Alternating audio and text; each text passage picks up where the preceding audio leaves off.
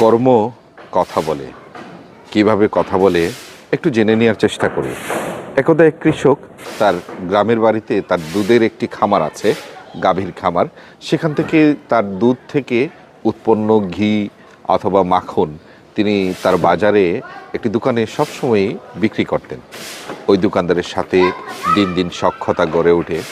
এক পর্যায়ে ওই দোকানদার কৃষকের কাছ থেকে যে মাখনটুকু নিতেন তিনি ওজন করে নিতেন না, মেপে নিতেন না।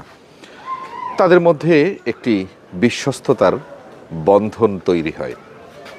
হঠাৎ একদিন ওই দোকানদার মাখনওয়ালার যে মাখনটুকু তিনি নিতেন 1 কেজি দরে, সেটি মাপার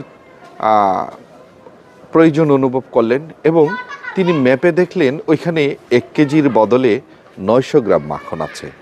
চিন্তা করেন বিষয়, যে আমি প্রতি সপ্তাহে ওই লোকটার কাছ থেকে 1 কেজি মাখন নেই আর উনি আমাকে 900 গ্রাম মাখন দিয়ে 1 কেজির পয়সা নিচ্ছে। এটি আশ্চর্যজনক একটি ঘটনা।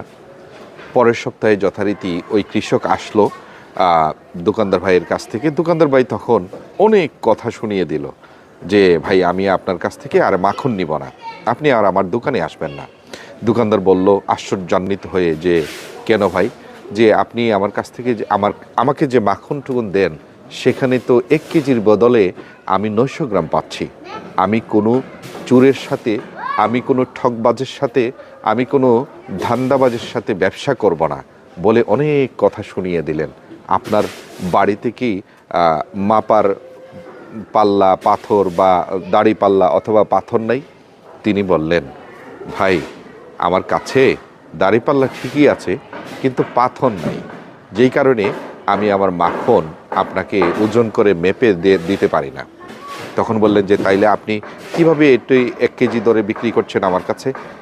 তখন ওই সহজ সরল কৃষক বললেন ভাই, আমি প্রতি সপ্তাহে আপনার কাছ থেকে 1 কেজি চিনি নিতাম, আর ওই চিনিটা আমি দাড়িপাল্লার এক পাশে রাখতাম, আমার মাখন আরেক পাশে রাখতাম, এরপরে আপনাকে আমার মাখন সরবরাহ করতাম।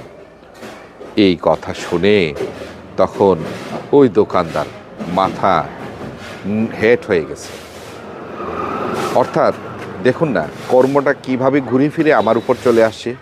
কলা বিক্রেতা তার কলায় ফরমালিন দিচ্ছে, কিন্তু সে এই ফরমালিনযুক্ত কলা বিক্রির টাকা দিয়ে তার বাচ্চাদের জন্য কোনো ফরমালিনযুক্ত খাবার নেবে না, অথচ যেখান থেকে সে নিচ্ছে সে কোনো না কোনোভাবে ফরমালিন যুক্ত খাবার নিয়ে তার বাচ্চাকে খাওয়াচ্ছে।